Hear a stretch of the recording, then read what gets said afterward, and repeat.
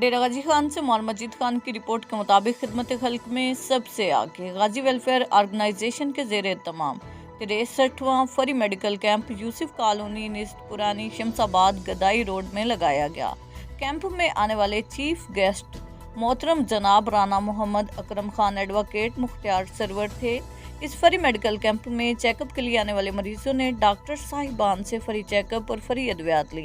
Camp में तशरीफ लाने वाले डॉक्टर साहिबान डॉक्टर वकास अली सदीकी मेर अमराज जिल्द, डॉक्टर साहिर वकास अली सदीकी मेर अमराज जिल्द, डॉक्टर साकिब अजीज कैसरानी होमियो फिजिशियन शामिल थे।